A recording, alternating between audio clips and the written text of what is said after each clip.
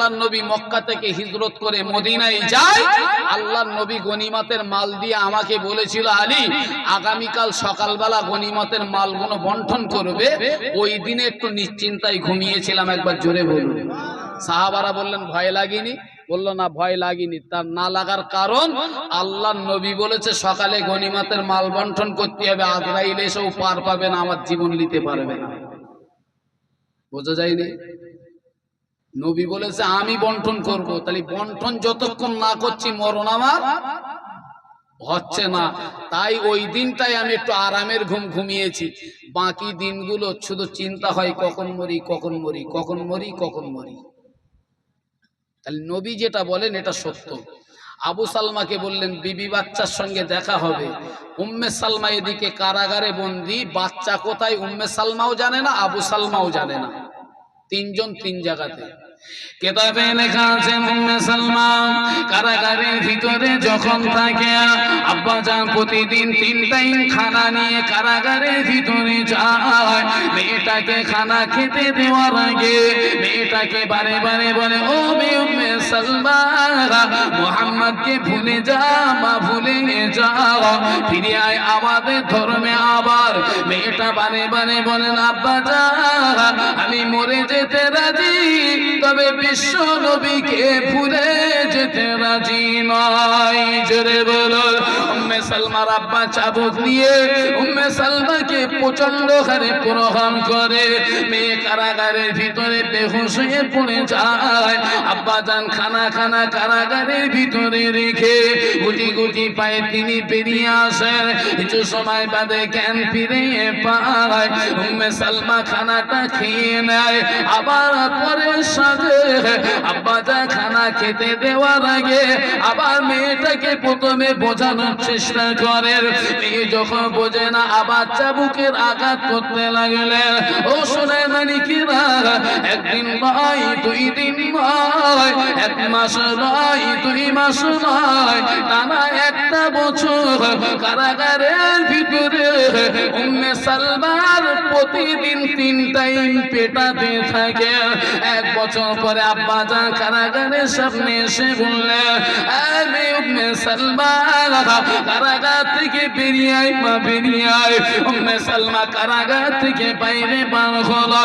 আব্বা জান জবাব দিয়ে বললেন, ও উম্মে সালমা চলে যা, বা চলে যা, এই মুহূর্তে আবার চোখের সামনে থেকে মক্কা থেকে মদিনা জমিনে বেরিয়ে যাও। উম্মে সালমার আব্বা বললেন, উম্মে সালমা চলে যা, বা চলে যা, আমার নজরে যেন আর একবার পড়বে না।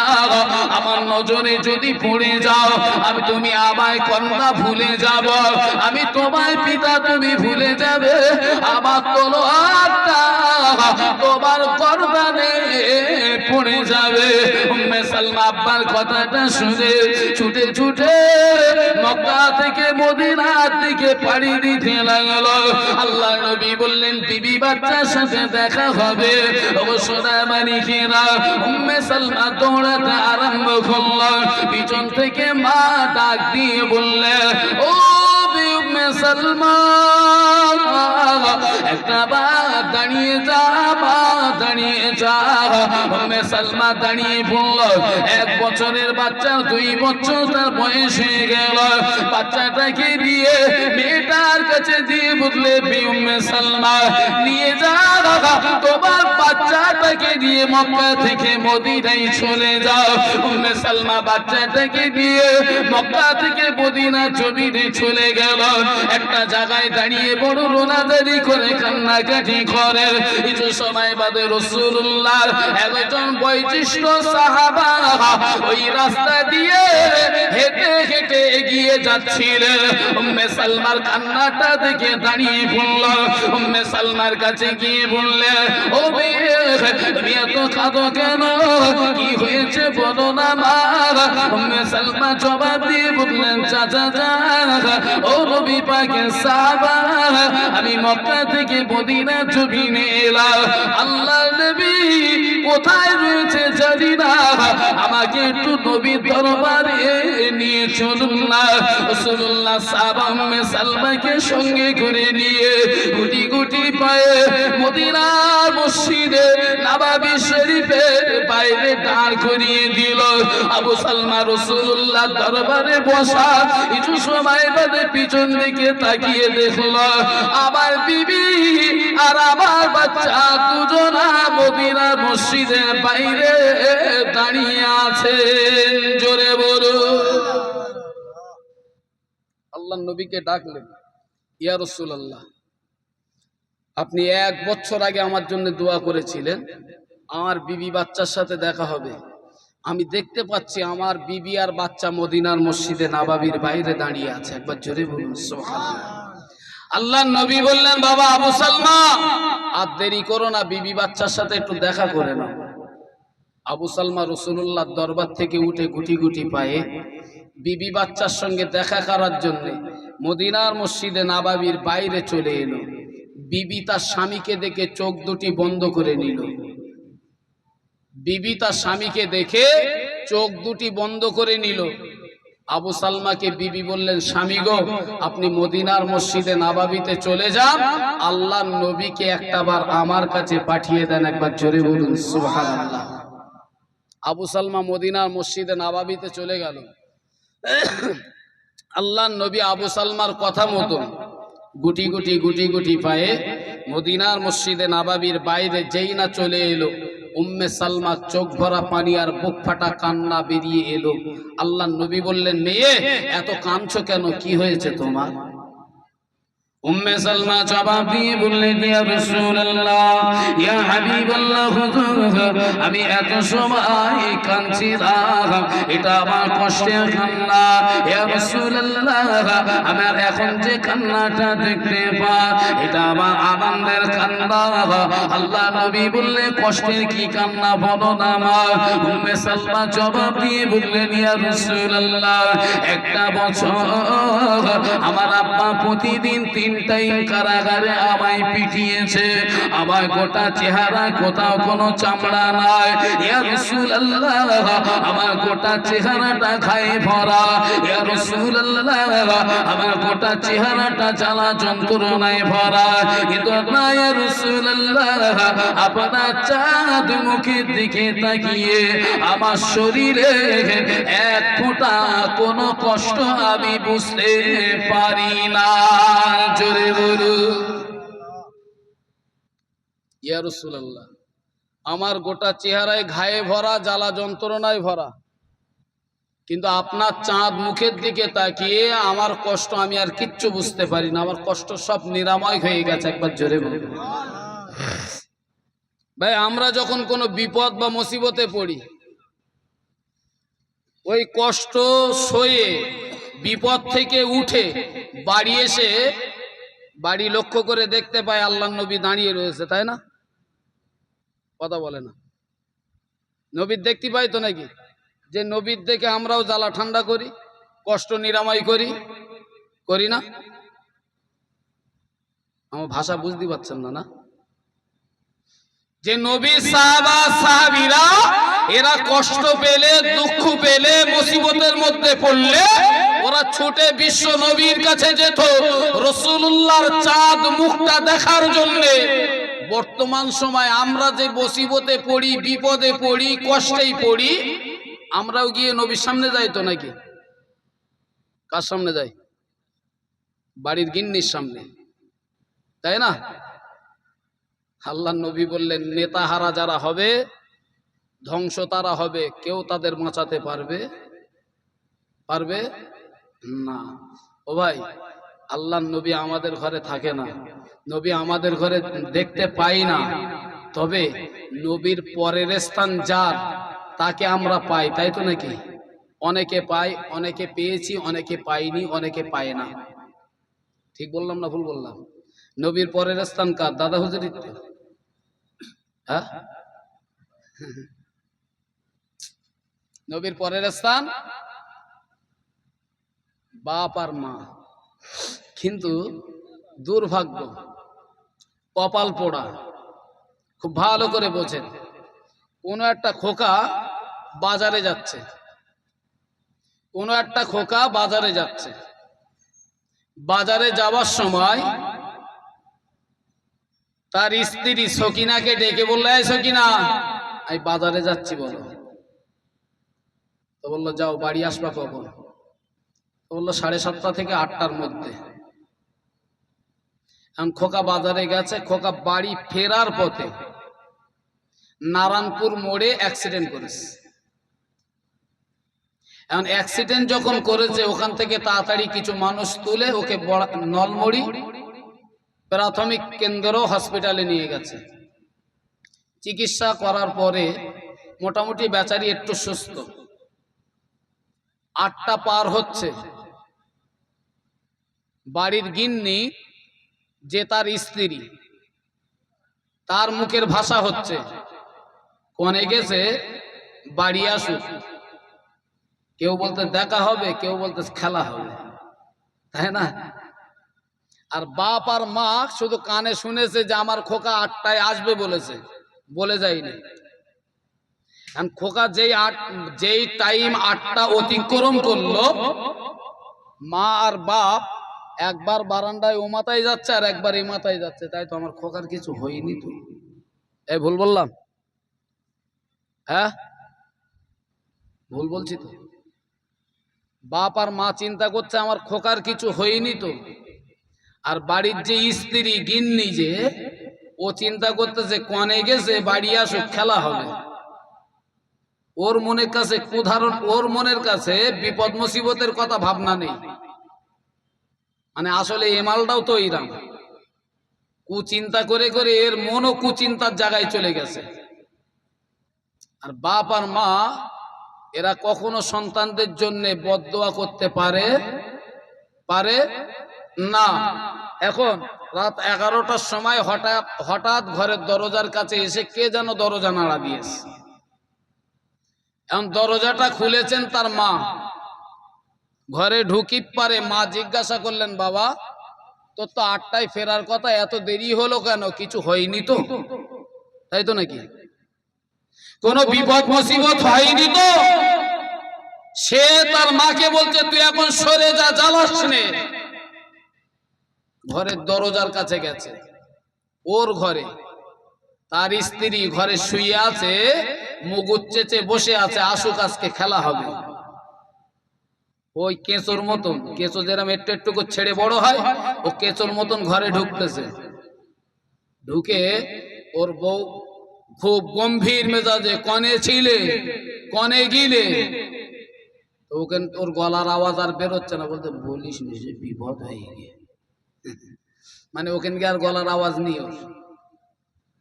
আর মার বাপ যেই জিজ্ঞেস করেছে, বলতে, জ্বালাস নে, সরে যা। তা এরা মরবে না, তা মরবে কেডা? দেশের লোক। মরণ তো এর গা হওয়া উচিত, যারা নবীর আদর্শ মানে না। নবী বললেন, আমার পরের স্থান হলো তোর পিতা মাতা। দুর্ভাগ্য, লজ্জা লাগে ভাই বললে। অনেকে আবার খারাপ কমেন্টের জায়গায় নিয়ে যাবে। এই গ্রামের মানুষ দাদা হুজুরির কবর জিয়ারত করতে যায় না? যায় না? হ্যাঁ, একটু বুকে হাত রেখে বলবেন যে, হুজুর আমি দাদা হুজুরির মাজার জিয়ারত করতে যাওয়ার দিনে সকালবেলা আমার বাপের কবর জিয়ারত করে গাড়িতে উঠেছিলাম। আছো? হ্যাঁ, শালা দোয়া আসবে না বাস ফেলবে? দাদা হুজুর দোয়া দেবে? ভেবেছো কমনেতে? দাদা হুজুরির কবর জিয়ারত করলে সেকেন্ডে সেকেন্ডে বাস পড়বে, তার দোয়া আসবে না। তুমি আসল পীরটারে ছেড়ে নকল পীরের কাছে কেন দৌড়াচ্ছ? লজ্জা লাগে না তোমার? যে বাপ আর যে মা তোমার জন্য তাদের রক্তকে পানি করলো, আল্লাহর নবী বললেন ওটা আগে দেখো। তোমার সে জায়গায় দেখার মতন চোখ নাই। তুমি দাদা হুজুরির কবরে যাচ্ছ দোয়া আনতে। দাদা হুজুর এমন দোয়া দেবে, সারা রাস্তা বাস পড়বে, তোমার কেউ বাঁচাতে পারবে না। দাদা হুজুরির নেক দোয়া যদি নিতেই হয়, নিজের বাপ আর মায়ের কবরটা জিয়ারত করে গাড়িতে ওঠো, গিয়ে দাদা হুজুরের কবর জিয়ারত করুন, নেক দোয়া অবশ্যই পাওয়া যাবে, একবার জোরে বলুন। কিন্তু সেটা আমরা করি না। এই পীরটা বাদ, ওই নকল পীরটাই আগে। আমি নকল বললাম এই কারণে, তাই মানে আমি নকল বলছি না, পিতামাতার পরে তারা, তার আগে না। তুমি সেই আসলটা ছেড়ে দিয়ে কেন নকলের কাছে আগে যাচ্ছ?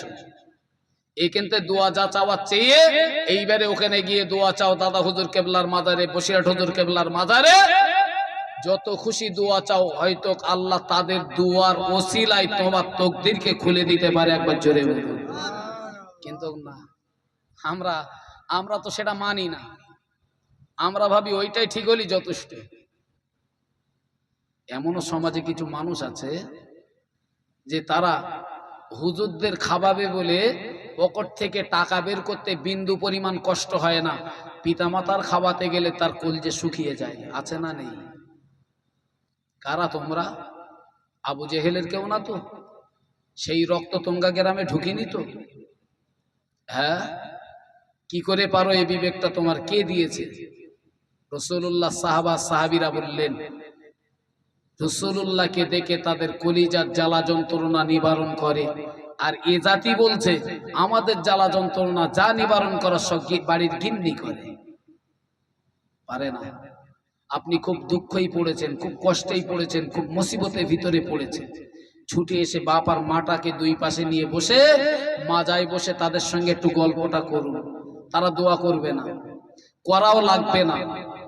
তারা ওই আপনি কষ্টের কথা বলবে না, তারা মনে মনে যে আফসোস করবে, ওই আফসোসের বিনিময়ে আল্লাহ তোমার তকদিরকে খুলে দেবে, একবার জোরে বলুন।